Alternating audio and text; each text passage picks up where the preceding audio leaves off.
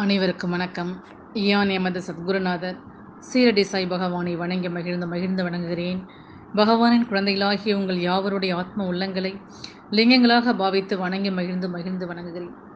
எமது ஷீரடி அன்னையின் பாத கமலத்தில் சாட்சியாக வச்சிருக்கின்ற உங்கள் சாயீஸ்வரி அன்னை எமக்கு உணர்த்துகின்ற அருள்மொழிகளையும் அற்புத அனுபவங்களையும் இன்னும் பல்வேறான சூட்சம உபதேசங்களையும் உணர்த்துமாறு அறிவுறுத்தி கொண்டே இருக்கின்றார்.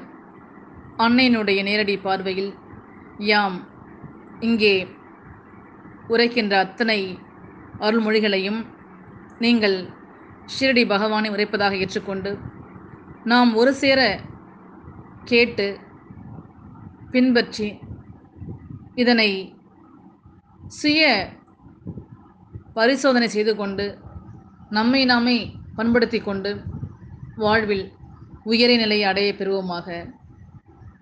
பகவானிடம் நாம் எவ்விதமான சந்தேகமோ கேள்வியோ இல்லாமல் நாம் பகவானை நம்ப வேண்டும், வழிபட வேண்டும். பகவானுக்கு நமக்கு எது சிறந்ததென்று அனைத்துமே தெரியும். எனவே சந்தேகமோ கேள்வியோ இல்லாமல் நாம் அவரை நம்ப வேண்டும். சகோதர தோழமைகளே, பகவானை சந்தித்ததும்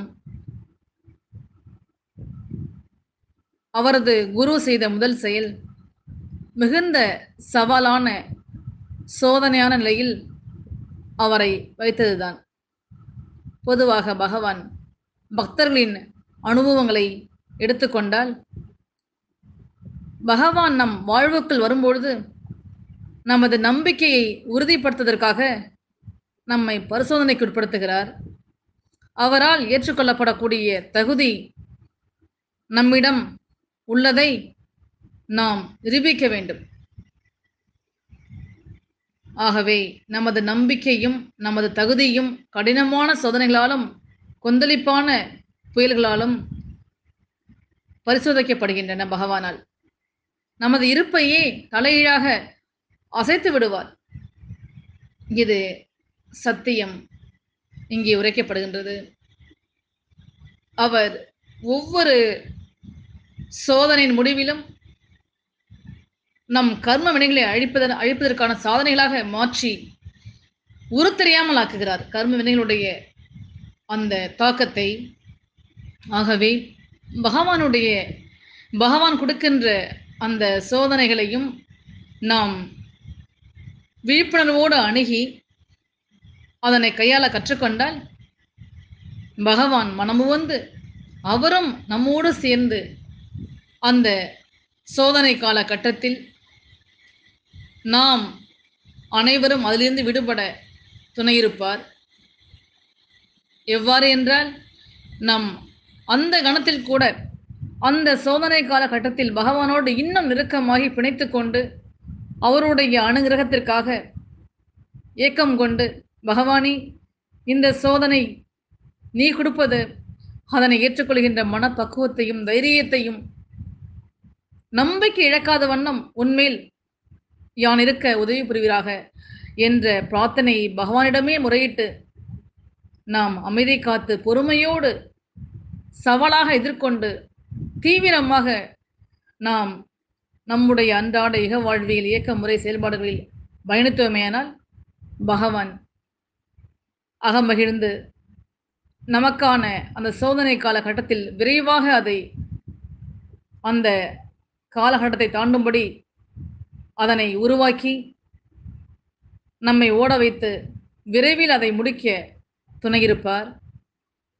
அவ்வாறு துணையிருக்க வேண்டுமென்றால் நாம் சோதனை காலகட்டத்திலும் மனதளராது பகவானோடு இணக்கமாக நிலை தடுமாறாது ஆத்மார்த்தமான அதே அன்போடு சோதனைக்கு முன்பு எவ்வாறு இருந்தோமோ பகவானோடு பிணைப்பில் அன்பு செய்து எவ்வாறு வழிபட்டோமோ அதே போல அந்த சோதனை காலகட்டத்தில் பகவானோடு இன்னும் அதிதீவிரமாக அவரை பற்றி கொண்டு பூஜித்து எதனையும் மறைக்காமல் ஒளியும் மறைவில்லாமல் ஒப்படைத்து நாம் பகவானுடைய உபதேச மொழிகளை பின்பற்றி கொண்டு வந்தோமானால் மிகப்பெரிய கர்மவினை தாக்கத்தை அவர் எளிமையாக மாற்றி நமக்காக செயல்பட முன்வருவார். அவ்வாறாக பரிசோதனைகளை தாங்க இயலாதவர்கள் பகவானை விட்டு விலகி வீசும் காற்றை தாக்குப்பிடிக்க இயலாத பலவீனமான இலைகளை போல் வாடி போய் வீழ்ந்து விடுகிறார்கள். ஆனால் தீவிர நம்பிக்கையுடனும் கேள்வி கேட்காத சரணாகதியுடனும் பற்றிக்கொள்பவர்கள் துன்பமான காலங்களை கூட புன்னகையுடனும் பகவானிடம் தளராத நம்பிக்கையுடனும் எதிர்கொள்பவர்கள் அவரது அன்பையும் ஆதரவையும் நிரந்தரமாக பெறுவார்கள். இது சத்தியமாக கருதப்படுகின்றது.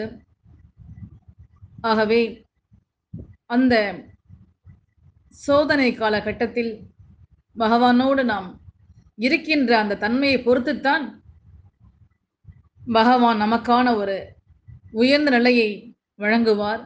அதை எவ்வாறு எதிர்கொள்கின்றோம், எவ்வாறு அப்பொழுது பகவானிடம் நாம் சரணாகதி அடைகின்றோம், எவ்வாறு அந்த நேரத்தில் நாம் விழிப்புணர்வோடு விவேகத்தோடு நாம் செயலாற்றுகின்றோம், ஒரு விஷயத்தை எவ்வாறெல்லாம் அணுகி நாம் கம்பீரத்தோடு நாம் வைராகியத்தோடு நம்மை உட்படுத்தி கொண்டு தீரை நோக்கி எதிர்பாராமல் நாம் செயல்படுகின்றோம் என்கின்ற அந்த பேர் நிகழ்வை, நம்முடைய இயக்கத்தன்மையை, நாம் செய்கின்ற செயலினுடைய தாக்கத்தை அவர் கண்காணித்துக் கொண்டே இருக்கின்றார். தான் கொடுத்த அந்த கர்மவினை கழிப்பதற்காக பகவான் கொடுக்கின்ற அந்த ஒரு நிகழ்வை, சோதனைகளை தன்னுடைய பக்தன் எவ்வாறெல்லாம் எடுத்துக்கொண்டு அதில் மெருகேறி தன்னை மெருகேற்றிக் கொண்டு வருகிறான் என்பதை ஆழமாக கவனிக்கவே அவர் புடம்போடவே இந்த விஷயங்களை செய்து வருகின்றார். ஒவ்வொரு செயலுக்கும் மிகப்பெரிய ஒரு காரியம் இருக்கின்றது. பகவானுடைய சமூகத்தில் அவர் எதனையும் ஆராயாமல், விழிப்புணர்வின்றி அவர் எதனையும் தன்னுடைய பக்தர்களுக்கு வழங்க மாட்டார். இது சத்திய உரையாக கூறுகின்றேன். மிகுந்த ஆராய்ச்சிக்கு பிறகு தன்னுடைய பக்தனுக்கு எதனை வழங்கினால் அவன் சிறப்பாக இருப்பான், எந்த விஷயத்தை செய்ய வைத்தால் அவன் வாழ்வில் வெற்றியடைவான், எதில் அவன் வைராக்கியத்தோடு இருக்க வேண்டும் என்கின்ற பல்வேறு கோணங்களில் நம்மை விட அவர் முக்காலங்களையும் ஆராய்ந்து பார்த்துத்தான் ஒரு விஷயத்தை நமக்கு வழங்கவும் சோதனை செய்யவும் வருகின்றார். சோதனை நிலையை கொடுப்பதற்கு முன் பல்வேறான தன்மையில் அவர் யோசித்து சூக்ஷ்மமாக அந்த முடிவுக்கு வருகின்றார். இதனை யான் கண்கூடாக எமது வாழ்க்கையில் உணர்ந்திருக்கின்றேன்.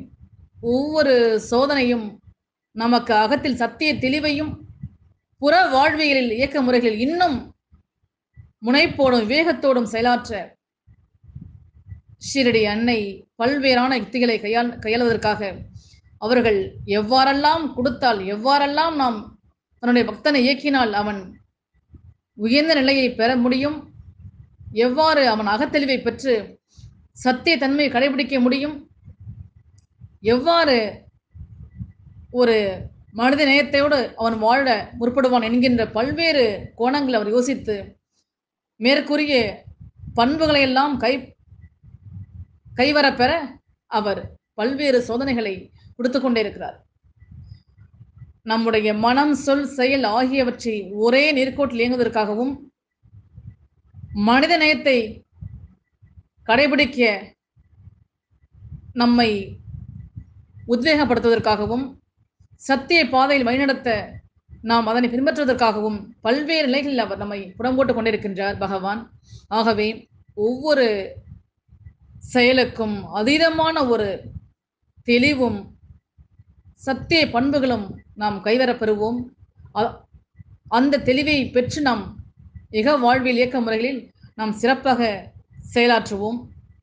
ஆகவேதான் அவர் கூறுகின்றார், நான் என்று கரம் பற்றினேனோ அன்று முதல் இன்று வரை நீ கேட்டாலும் கேட்காவிட்டாலும் உமக்கு நன்மை மட்டுமே செய்வேன் என கங்கணம் கட்டிக்கொண்டு உங்களையெல்லாம் சுற்றி கொண்டு வருகிறேன். ஆகவே நீங்கள் யாவரும் கலக்கமடையாதீர், திகைப்படையாதீர், நடப்பதெல்லாம் நல்லதாகவே நடக்கும் என்கின்ற அந்த பேர் சுஷமத்தை இங்கே உணர்த்துகின்றார். ஆகவே பகவானுடைய சமூகத்தில் நீங்கள் சக உயிரை சமமாக நேசித்து, அந்த குணமே ஒரு தெய்வீகமான குணமாக எலிசபெல் கருதப்படுகின்றது. ஏகத்தன்மைகளில் ஏகத்தன்மை என்னவென்றால், நீங்க எதனையும் பேதம் பாராது அனைத்து நிலைகளையும் சமமாக ஏற்றுக்கொள்வது. தன் குழந்தையை எவ்வாறு நீங்கள் பாராட்டி சீராட்டி அணுகி ஆறத் தழுவி மகிழ்ந்து இன்புறுகின்றீர்களோ, அதே போல பிற குழந்தைகளையும் பிற உயிர்களையும் நேசிக்க கற்றுக்கொள்ள வேண்டும். இதே போல எல்லா நிலைகளிலும் நீங்கள் சமநிலையாக இன்பத்தையும் ஒரே நிலையோடு, துன்பத்தையும் சமநிலையோடு ஏற்றுக்கொள்ள வேண்டும். எந்த உயிரையும் பேதம் பார்க்காமல் பணக்காரன், ஏழை, நல்லவன், கெட்டவன் என்கின்ற அந்த பேத உணர்வை விட்டுவிட்டு, நம்மால் இயன்றளவு பிடிக்காவிட்டாலும் கூட ஒரு சிறிய புன்முறுவலை உதிர்த்திவிட்டு நாம் செல்ல வேண்டும். யாரையும் நாம் புறங்கூறக்கூடாது. வஞ்சகத்தை வளர்த்து கொண்டு நாம் இயல் வாழ்வியல் செயல்பாடுகளை இயங்கக்கூடாது. ஷிரடி அன்னைக்கு இதெல்லாம் பிடிக்காது. புறங்கூறுதல், வஞ்சகத்தோடு வாழ்தல், பிற உயிரை பற்றி தேவையில்லாது வசைபாடுதல், தெரியாமலேயே குற்றத்தை ஒரு உயிரை பற்றி பலரிடம் எடுத்துரைத்தல், இவ்வாறாக யாரை மதிக்காமல் தான் தோன்றித்தனமாக நடத்தல் என்கின்ற மேற்கூறிய பண்புகள் எல்லாம் பகவானுக்கு பிடிக்காத குணங்கள். ஆகவே இறை பண்புகளாகிய சத்தியத்தையும் நேர்மறை பண்புகளையும் தான தர்மத்தையும் மனித நேயத்தையும் கடைபிடித்து மனிதமாக புனித நிலைக்கு உயர்ந்திட பகவான் பல்வேறு நிலைகள் நமக்கு புடம் போட்டு கொண்டே வருகிறார். அவ்வாறாக பகவான் புடம் போடுவதற்கு காரணம், நம்முடைய சித்தத்தை தெளிவு பெற செய்து உயர்ந்த நிலையை நாம் அடைய வேண்டும் என்கின்ற பேராவல் கொண்டு அவர் நமக்காக பல விஷயங்களை செய்ய முன்வருகின்றார். அவர் கூறிய இறை பண்புகளோடு வாழ்ந்தோமேயானால் இயல்பாகவே சொல், செயல், மனம் ஒரே நேர்கோட்டில் இயங்கி சித்தம் தெளிவு பெற்று சித்தம் பரம், அந்த பரமனாகிய ஆதி மூல ஆற்றலாகிய குருவினுடைய ஆற்றலையும் மூல ஆற்றலையும் ஒரு சேர பெறலாம். பிறவா நிலையை வாழ்கின்ற இயல் வாழ்க்கையிலேயே நாம் கூடிய விரைவில் நாம் அந்த நிலையை அடையலாம். ஆகவேதான் பகவான் தன் குழந்தைகளை எளிமையான நிலையிலேயே, உபதேசங்களிலேயே வாழ்க்கை பாடத்தையும் அக வளர்ச்சிக்கான நிலையையும் அவர் ஒரு சேர வழங்குகின்றார். அவர் போடுகின்ற ஒவ்வொரு சோதனை நிகழ்வுகளும் அகத்தெளிவு பெறவும், புற வாழ்க்கையில் நாம் சந்தோஷமாக, தெளிவோடு, மலர்ச்சியோடு, கம்பீரத்தோடு, விவேகத்தோடு எதனையும் அணுக வேண்டும், வைராகியத்தை பின்பற்ற வேண்டும், சத்திய தன்மையில் நாம் வாழ வேண்டும், மனித நேயத்தை கடைபிடிக்க வேண்டும் என்கின்ற அந்த இறை தன்மையோடு நாம் வாழ்ந்து இறையச்சத்தை வளர்த்து கொண்டு நாம் பகவானுடைய அலுவல்களை பின்பற்ற வேண்டும் என்கின்ற அந்த உயரிய நிலையில் மட்டுமே பகவான் நம்மை வழிநடத்துகின்றார். ஆகவே நம்மை வழிநடத்த வேண்டுமென்றால் பகவானுடைய அந்த ஆற்றலை அன்பால் அவரை பிணைத்து கொண்டு அவர் இயங்க வழிவிட வேண்டும். அவர் இயங்க வேண்டுமென்றால் நான் என்கின்ற அகங்காரத்தையும் அகந்தையும் விடுத்துவிட்டு அவருடைய பாத கமலத்தில் சிறு குழந்தைகளாக நாம் அமர்ந்து எதனையும் தெரியாத சிறு பிள்ளைத்தனமான ஒரு நோக்கத்துடன் தன்னைத்தானே நாம் அனைவரும் வெற்றிடமாக்கி கொண்டு எல்லா விதமான சாஸ்திரங்களையும் சம்பிரதாயங்களையும் கடைபிடித்து புனித நூல்களை எல்லாம் வாசித்தவர்களாக இருந்தாலும் நாம் அவருடைய பாதத்தில் சரணடையும் போது நாம் ஒன்றுமே தெரியாத குழந்தைகளாக வெற்றிடமாக அமர வேண்டும். அந்த வெற்றிடத்தின் இடைவெளியில்தான் பகவான் அவருடைய பேராற்றலை, கருணையை பொழிய முன்வருவார். ஆகவே நாம் பகவானுடைய பிடியில் நாம் இருக்கும்பொழுது சிறு குழந்தைகளாக ஒன்றும் தெரியாத நிலையில் பஞ்சு பொதியாக மனதை வைத்துக்கொண்டு ஏக்கத்தோடும் பகவானுடைய அனுகிரகத்திற்கு ஏங்கி தாகத்தோடும் காத்திருக்க வேண்டும். எதனையும் தெரிந்தாலும் எதுவுமே தெரியாத குழந்தைகளாக நாம் நம்மை நாமே வெற்றிடமாக்கி கொண்டு, எனக்கு ஒன்றுமே தெரியாத பகவானே, என் தகப்பனே, நீர் எவ்வாறு என்னை வடிவமைக்க வேண்டும் என்கின்ற நிலையில் நான் என்னை ஒப்படைக்கிறேன் உம்மிடம்.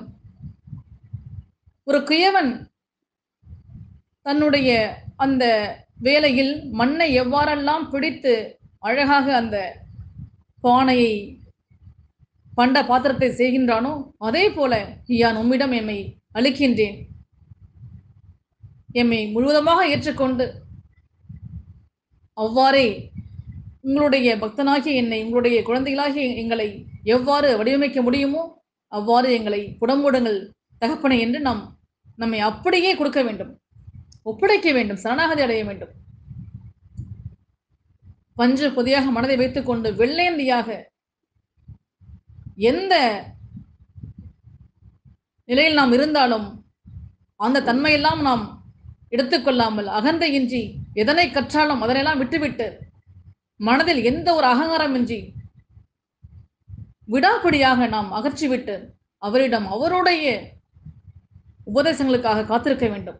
எனக்கு ஒன்றுமே தெரியாது, யான் கற்றதெல்லாம் வீணே, இன்று முழுவதுமாக என்னை ஒப்படைக்கின்றேன், வெறுங்கையோடு வந்திருக்கின்றேன் பகவானே, நான் கற்றதெல்லாம் கைமண்ணளவு, கல்லாதது உலகளவு என்பார்கள். ஆகவே எனக்கு எதுவுமே தெரியாது, எந்த சாஸ்திரங்களை சம்பிரதாயம் கடைபிடித்திருந்தாலும் உங்களுடைய சமூகத்திற்கு வந்திருக்கிறேன். யான் இப்பொழுது வெறும் மண்ணாக இருக்கின்றேன். நீங்கள் குயவனை போன்று என்னை வடிவமைத்து மிகச்சிறந்த ஒரு சத்திய தன்மையுள்ள உயிராக மாற்றுங்கள் என்று நாம் அர்ப்பணிக்க வேண்டும் பகவானிடம். அந்த ஒரு தன்மையைத்தான் பகவான் நோக்குகின்றார். சத்திய உரையாக இங்கே உணர்த்துகின்றார். தன் பக்தன் எவ்வாறு உயரிய பக்தன் என்று கூறுகின்றார்களே, அந்த உயரிய பக்தன் என்னவென்றால் அவனுடைய தன்மையானது நான் என்பது முற்றிலுமாக அழிக்கப்பட்டு நாமாக மாறிவிடுவான். குருவே அவனாக அவன் மாறி குருவினுடைய காலடியில் அவருடைய பார்வைக்காக, அவருடைய சொற்களுக்காக, அவருடைய வழிநடத்தலுக்காக ஏங்கியிருப்பான். குரு என்ன செய்தாலும், என்ன கூறினாலும், வாழ்ந்தாலும் வீழ்ந்தாலும் அந்த ஒரு சொல்லுக்காக கட்டுப்பட்டு அவன் தன்னை முழுதுமாக ஒப்படைப்பான். எதனை கூறினாலும் அதனை செய்ய முற்படுவான். குருவினுடைய வாக்கே தன்னுடைய உடல், சொல், செயல், மனதினுடைய வேலைகளானது என்று அவன் முழுதும் ஒப்படைத்து தன்னுடைய இயக்கத்தன்மையை இயக்க விடாமல் குருவினுடைய இயக்கத்திற்காகவும் அவரை தனக்குள் நிலைநிறுத்திக் கொண்டு தன்னை இயங்க வழிவிடுவான்.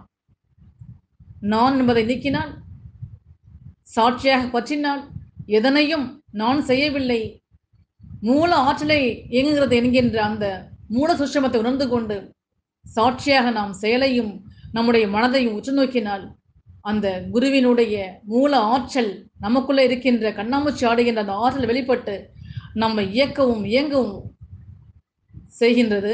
இது ஒரு பேர் நிகழ்வு. இந்த நிகழ்வை உணர்ந்து தெரிந்து அனுபூதி அடைந்தால் மட்டுமே இந்த மிகப்பெரிய பேர் நிகழ்வை, வாழ்வே தியானமாக்கிக் கொள்ளக்கூடிய நிகழ்வை புரிந்து கொள்ள முடியும், உணர்ந்து கொள்ள முடியும் சகோதரி தோழமைகளை. ஆகவே இதனை எளிதாக எடுத்துக்கொள்ள வேண்டாம். குரு நமக்குள்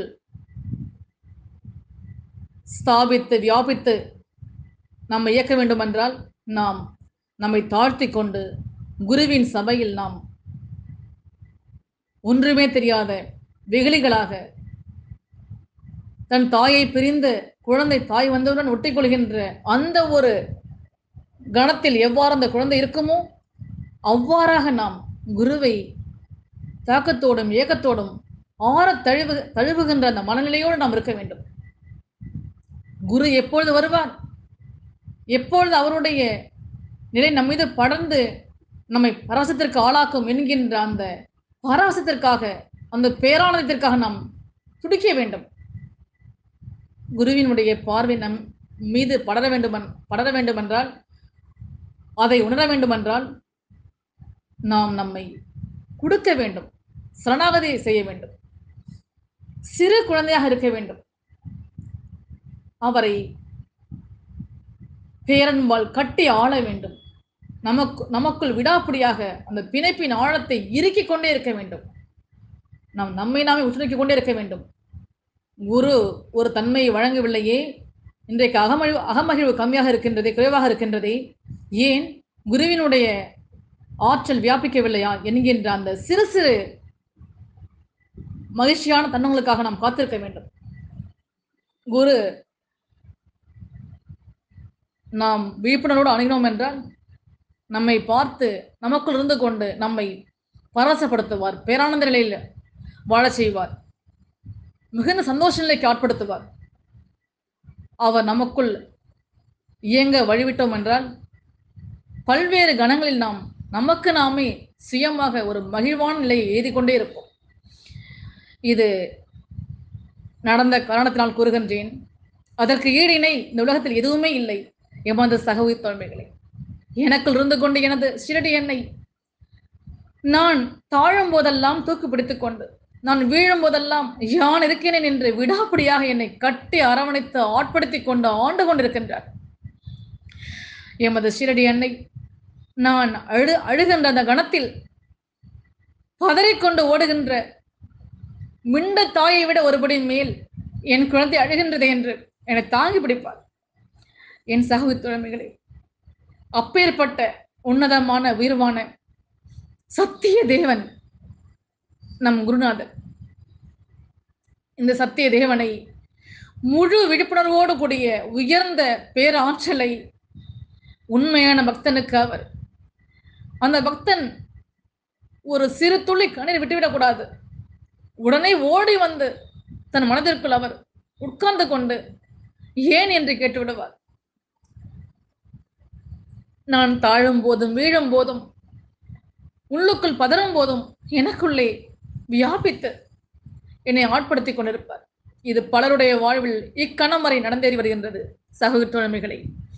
ஆகவே உங்களிடம் பகிரும் போதும் கூட என் உள்ளம் அழுகின்றது. குருவினுடைய அரவணைப்பில் அவரிடம் எதனையும் கூறலாம். என் சகோதர தோழிகளை, என் அழகு பெண்களை, ஆதிசக்தி சொரூபிகளை, உங்களுக்குள் இருக்கின்ற நீங்கள் மாய்ந்து போகின்ற, மறைத்துக் கொள்கின்ற, உங்களை பாடாய்படுத்துகின்ற எத்தனை விஷயமாக இருந்தாலும் சரி, என் ஆண் குழந்தைகளே, பெண் குழந்தைகளே, நீங்கள் அனைவரும் ஒளியும் மறைவில்லாது யாரும் இல்லாத கணத்தில் குருவிடம் ஒப்படையுங்கள். அனைத்தையும் கூறுங்கள். இந்த உலகத்தில் யாரிடமே எவரிடமுமோ நம்முடைய உண்மை தன்மையை, சுயத்தை காண்பித்து கொட்ட முடியவில்லை, நம்மளுடைய உள்ளத்தில் உள்ள ஆற்றாமையை.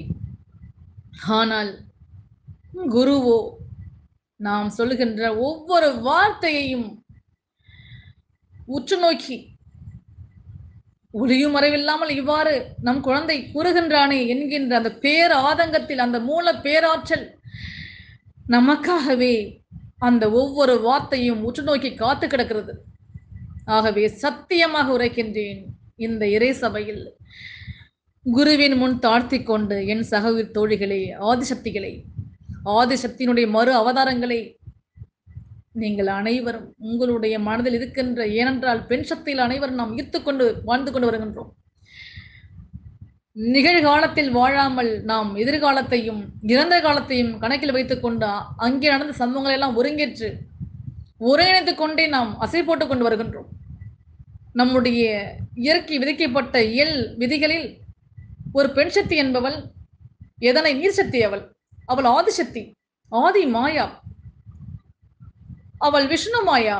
ஆகவே நீர் சக்தி, அந்த நீர் சக்தியானவள் எதனையும் ஈர்த்து கொண்டே இருப்பார். ஆகவேதான் நிகழ்காலத்தில் வாழாமல் நம் எதிர்காலத்தையும் இறந்த காலத்தையும் கணக்கில் வைத்துக்கொண்டு அங்கே நடக்கின்ற நிகழ்வுகளை எல்லாம் ஒருங்கிணைத்துக் கொண்டு நாம் அதை அசை போட்டுக் கொண்டே வருகின்றோம். நிகழ்காலத்தை கோட்டை விட்டு விடுகிறோம். ஆனால் ஆண் சக்திகள் எல்லாமே அந்தந்த கணங்களில் வாழ்ந்து கொண்டு அவர்கள் விலநோக்கி சென்று விசித்து உள்வடுவார்கள். நாமோ உள்நோக்கி சென்றுதான் விசிக்க வேண்டும். ஒரு ஆன்மீக உச்சபட்ச தன்மையும் கூட நாம் உள்ளுக்குள் சென்றுதான் விசிக்க வேண்டும் என்பது இறைசபை கூறப்படுகிறது. இறைசபையில் அறிவுறுத்துகிறார்கள் குருமார்கள்.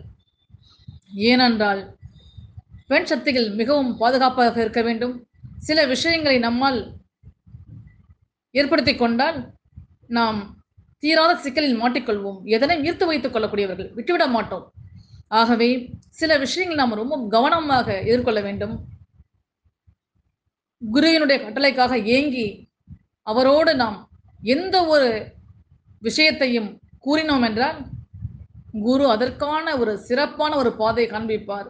ஆகவே எம்முடைய பெண் சக உயிர் தோழிகளே, தோழமைகளே, நீங்கள் அனைவரும் உங்களுடைய அந்தரங்க விஷயங்களை கூட, யாரிடமும் கூறிட முடியாத விஷயங்களை கூட